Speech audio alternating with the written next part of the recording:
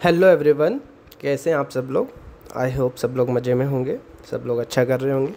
देखिए, आज की वीडियो में हम लोग पढ़ने वाले हैं ट्रांसक्रिप्शन के बारे में। ट्रांसक्रिप्शन, पहली बात तो होता क्या है। ट्रांसक्रिप्शन वो प्रोसेस है जिससे हम लोग बनाते हैं आरएनए डीएनए से। So the process of making RNA from DNA is transcription. थोड़ा सा अगर हम लोग आरएनए के बारे में हम लोग पढ़ चुके हैं, बट अगर फिर से अगर हम लोग देखें तो पहली बात तो इसमें राइबो शुगर होते हैं। डीएनए में डीऑक्सीराइबो शुगर था, यानी कि सेकेंड डैश पोजीशन पे यहाँ पर हमें OH देखने को मिलता है, बट डीएनए में डीऑक्सीराइबो शुगर में सिर्फ H था। दूसरा, डीएनए में थायमिन होता है और यहाँ पर थायमिन की जगह यूरेसिल होता है। ठीक है। आरएनए सिंगल स्ट्रैंडेड होता है, डीएनए डबल स्ट्रैंडेड होता है नॉर्मली। अब जो मेन एंजाइम है जो कि ट्रांसक्रिप्शन कराता है वो होता है आरएनए पॉलीमरेज, यानी कि इसको हम बोलते हैं डीएनए डिपेंडेंट आरएनए पॉलीमरेज, क्योंकि ये डीएनए पे डिपेंड करता है आरएनए बनाने के लिए। डीएनए यहाँ पे टेम्पलेट की तरह ऐड करता है जिसके अपोजिट कॉम्प्लीमेंट्री आरएनए बनाया जाता है। और एक दो चीज़ें और हमें याद रखनी है। देखिए, डीएनए में जब हमने डीएनए रेप्लिकेशन किया था तो both strands are acting as a template, but यहाँ पर सिर्फ एक डीएनए का स्ट्रैंड टेम्पलेट की तरह एक्ट करेगा जिसके अगेंस्ट कॉम्प्लीमेंट्री आरएनए बनाया जाएगा। ऐसा क्यों? क्योंकि दोनों स्ट्रैंड्स अगर टेम्पलेट की तरह एक्ट करेंगे तो डबल स्ट्रैंडेड आरएनए बन जाएगा। अब डबल स्ट्रैंडेड आरएनए के साथ राइबोसोम्स बाइंड नहीं कर सकते तो प्रोटीन्स नहीं बन पाएंगे। और एक और चीज़ जो हमें याद रखनी है कि हमें एक बार में पूरे डीएनए का आरएनए नहीं बनाते, एक बार में कंप्लीट डीएनए का ट्रांसक्रिप्शन नहीं होता है, क्योंकि एक बार में हर प्रोटीन्स की सेल को ज़रूरत है भी नहीं। सिर्फ जिनकी ज़रूरत है उनको बनाया जाएगा आरएनए में और उनका एक्सप्रेशन कराया जाएगा प्रोटीन्स बनाकर। अब यहाँ पर फॉर एग्जांपल हम लोग देख लें कि भाई हमारे जो पेनक्रियास की सेल्स हैं, इंसुलिन बनाना है उनको, जब उसको बनाना होगा तब वो इंसुलिन का जीन एक्सप्रेस करा जाएगा, आरएनए बनेगा और प्रोटीन बनेगा। अब जिस प्रोटीन की ज़रूरत नहीं है, जब ज़रूरत नहीं है तब सेल नहीं बनाएगा, क्योंकि ये एक एनर्जेटिक प्रोसेस है, बहुत सारी एनर्जी यूज़ होती है, तो सेल ऐसे वेस्ट नहीं करेगा एनर्जी को। अब हमने बोला कि पूरा डीएनए एक बार में आरएनए नहीं बनाता है, तो जो वो छोटा सा पैकेट है, जो यूनिट है एक, जो कि आरएनए बनाता है एक बार में एक टाइम पे, उसको हम बोलते हैं transcription unit. Transcription unit, fragment of DNA which participates in transcription. अगर हम लोग एक सिंगल ट्रांसक्रिप्शन यूनिट की बात करें तो देखिए, डीएनए के दो स्ट्रैंड्स हैं, एक 3' to 5' और एक 5' to 3'। अब जो पॉलीन्यूक्लियोटाइड बनता है वो तो हमेशा डीएनए का हो चाहे आरएनए का हो, 5' to 3' डायरेक्शन में बनता है। ठीक है, तो अब 5' to 3' बनाना है तो उसके अपोजिट वाला 3' to 5' होना चाहिए। तो जो 3' to 5' वाला है वो टेम्पलेट की तरह काम करता है। दूसरा, एक और चीज़ अगर हम लोग समझें कि देखिए, जो टेम्पलेट है उसके 3' पे प्रमोटर रीजन होता है, यानी कि जहाँ पे आरएनए पॉलीमरेज बाइंड करता है और शुरू करता है ट्रांसक्रिप्शन को, और 5' पे टर्मिनेटर होता है। अगर ऐसा नहीं होता, मान लो इधर 5' to 3' तो ऑफकोर्स इधर ही बनेगा, है ना। अब इधर से अगर ये वाला, अगर मान लो जिसको हम कोडिंग स्टैंड बोल रहे हैं, ये अगर टेम्पलेट होता तो क्या होता है कि भाई 3' के अपोजिट शुरू करना पड़ता, 5' से 3', शुरू होने से पहले टर्मिनेटर आ गया, ये तो शुरू होने से पहले ही ख़त्म हो गया। तो यानी कि अपोजिट वाला ये 3' to 5' वाला इधर से, जिसके 3' पे प्रमोटर है, 5' पे टर्मिनेटर है, वो टेम्पलेट स्टैंड की तरह एक्ट करता है। दूसरा वाला नॉन टेम्पलेट और कोडिंग स्टैंड बोलते हैं। असल में ये किसी भी चीज़ के लिए कोड नहीं करता है।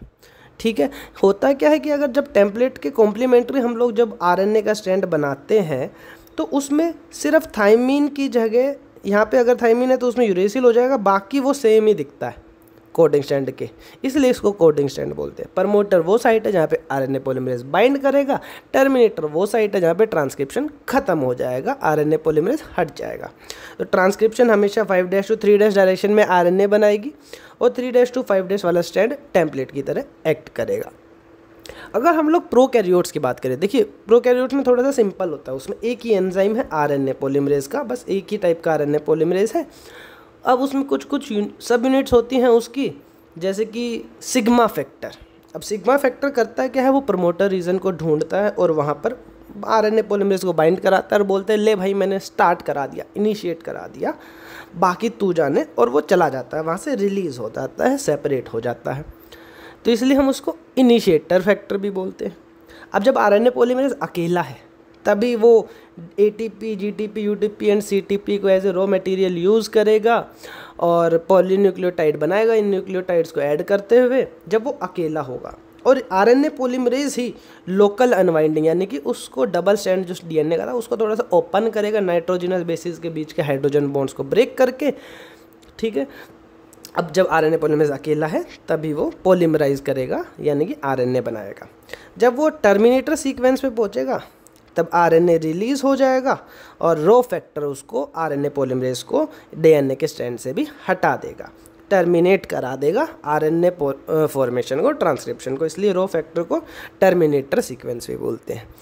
बट हम लोग अगर यूकैरियोट्स की बात करें तो यूकैरियोट्स में ना थोड़ा सा कॉम्प्लेक्सिटी बढ़ जाता है, क्योंकि यूकैरियोट्स में डिफरेंट टाइप्स के आरएनए भी बहुत सारे देखने को मिलते हैं, जैसे कि आरएनए है, ribosomal RNA, mRNA, messenger RNA, tRNA है जो कि एडेप्टर आरएनए होता है जो कि अमीनो एसिड्स को लेकर आता है जब हम प्रोटीन फॉर्मेशन करते हैं, ठीक है। तो आरएनए पॉलीमरेज भी हमें 3 टाइप के देखने को मिलते हैं यूकैरियोट्स में, और ये सारा प्रोसेस न्यूक्लियस के अंदर चल रहा है। तो आरएनए पॉलीमरेज भी न्यूक्लियस के अंदर ही है। 3 टाइप्स के हैं, 1, 2 एंड 3।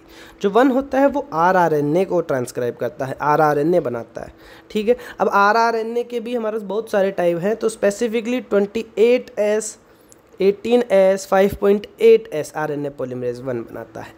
आरएनए पॉलीमरेज 2 जो है वो हमारा जो मेन वाला आरएनए है, एमआरएनए, अब वो बनाता है आरएनए पॉलीमरेज 2 तो बनाता है एचएनआरएनए, हेट्रोजेनस न्यूक्लियर आरएनए, जिसके बारे में हम लोग देखेंगे। वही एचएनआरएनए प्रोसेस होने के बाद, मॉडिफिकेशंस और मैच्योर होने के बाद जो बनता है वो होता है mRNA, messenger RNA. RNA polymerase 3 बनाता है टीआरएनए, साथ में 5S rRNA and snRNA, small nucleus RNA. अगर हम लोग प्रोसेस पे जाएं तो अगेन ट्रांसक्रिप्शन फैक्टर, यहाँ पे सिग्मा एंड रो नहीं है, ट्रांसक्रिप्शन फैक्टर्स ने प्रोमोटर रीजन पे आरएनए पॉलीमरेज को बाइंड करा दिया, उसने रॉ मटेरियल को यूज़ किया और आरएनए फॉर्मेशन अगेन से शुरू हो गया। जो चीज़ें अलग है, एक तो 5' एंड पे यूकैरियोट्स में कैप, ऐसे कैप जैसा स्ट्रक्चर लगा देते हैं मिथाइलेटेड ग्वेनोसिन ट्राइफॉस्फेट का, है तो ये जीटीपी ही बट थोड़ा सा अलग है, इसमें मिथाइल ग्रुप एक एक्स्ट्रा ऐड है, नॉर्मली नहीं होता है। साथ में 3' एंड पे आरएनए के रिलीज होने के बाद ऐसे 200 से 300 एडेनिन की ऐसे टेल जैसा जोड़ दिया जाता है, जिसको हम बोलते हैं पॉली एडिनाइलेट टेल। अगर हम लोग हमारा आरएनए देखें तो इसमें हमें ना 2 टाइप के सीक्वेंस देखने को मिलते हैं, इंट्रॉन्स एंड एक्सॉन्स। अब जो ये अरेंजमेंट बना ना, intron exon, intron exon, intron exon, इसको हम बोलते हैं स्प्लिट जीन अरेंजमेंट। और अब ये हमारा एचएनआरएनए, हेट्रोजेनस न्यूक्लियर आरएनए या फिर प्राइमरी ट्रांसक्रिप्ट। जो इंट्रॉन्स है वो तो है नॉन कोडिंग सीक्वेंस, कोई काम के नहीं है, नॉन फंक्शनल है। जो एक्सॉन्स है ना वो है कोडिंग सीक्वेंस, वो है हमारे काम के फंक्शनल। तो हमें सिर्फ एक्सॉन्स चाहिए हमारे आरएनए में, तो हमने प्रोसेसिंग शुरू किया, ऐसे एक स्प्लाइसोसोम एंजाइम कॉम्प्लेक्स आया, ठीक है, उसने आरएनए में से इंट्रॉन्स को रिमूव किया और एक्सॉन्स को जोड़ दिया, जिस प्रोसेस को हम लोग बोलते हैं आरएनए स्प्लाइसिंग। और सिर्फ एक एक्सॉन वाला विद 3' पे टेल, 5' पे कैप वाला एक मैच्योर एंड प्रोसेस्ड आरएनए बनाया, जिसको हम बोलते हैं एमआरएनए, जिसमें सिर्फ एक्सॉन्स हैं, मैसेंजर आरएनए न्यूक्लियस के अंदर बनता है। अब इसके बाद न्यूक्लियस के अंदर बनता है तो अब आरएनए हमने बनाया क्यों एमआरएनए, क्योंकि हमें प्रोटीन बनाना है। अब प्रोटीन कहाँ बनेगा, वो साइटोप्लाज्म में बनेगा जहाँ पे राइबोसोम्स है। तो फिर इस एमआरएनए को न्यूक्लियस से बाहर भेज दिया जाता है साइटोप्लाज्म में कि जाओ भाई, जाकर अपना काम करो, राइबोसोम्स के साथ मिलके प्रोटीन बनाइए। So this is transcription, formation of RNA from DNA. Eukaryotes में थोड़ा सा कॉम्प्लेक्स है एज कंपैरिजन टू प्रोकैरियोट्स, क्योंकि आरएनए पॉलीमरेज भी अलग अलग टाइप के हैं, अलग अलग टाइप के आरएनए के लिए। साथ में हमें स्प्लिट जीन अरेंजमेंट देखने को मिलता है, यानी कि intron exon, intron exon, intron जो किसी काम के नहीं है हमारे लिए नॉन फंक्शनल है, एक्सॉन्स जो काम के हैं फंक्शनल है। अब इसे हमें प्रोसेसिंग करना है तो हमारे पास एक एंजाइम कॉम्प्लेक्स आता है, एसएनआरएनए, स्मॉल न्यूक्लियर आरएनए जो हमने पढ़े थे उनका, और साथ में एक टाइप के प्रोटीन होते हैं small nuclear ribo nuclear proteins, उनका बना हुआ कॉम्प्लेक्स है स्प्लाइसोसोम। आएगा, इंट्रॉन्स को हटाएगा, एक्सॉन्स को जोड़ देगा। इस प्रोसेस को हम बोलते हैं आरएनए स्प्लाइसिंग, और हमारा एमआरएनए बन जाएगा। साथ में हमें देखने को मिलता है यूकैरियोट्स में 5' एंड पे एक एक्स्ट्रा स्ट्रक्चर, जिसको हम बोलते हैं प्रोसेस को कैपिंग, 3' पे एक एक्स्ट्रा स्ट्रक्चर टेलिंग, जो कि बना होता है 5 डैश वाला तो मिथाइलेटेड ग्वेनोसिन ट्राइफॉस्फेट का। 3 डैश एंड पे जो टेल है वो बना है 200 से 300 एडेनिन पॉली एडिनाइलेट टेल बोलते हैं। और जो हमारा मैच्योर आरएनए है उसमें सिर्फ एक्सोन्स हैं, हमारे जो नॉन फंक्शनल बिना काम के पार्ट हैं हमने निकाल दिए। This is about transcription. Thank you so much, thank you for watching the video.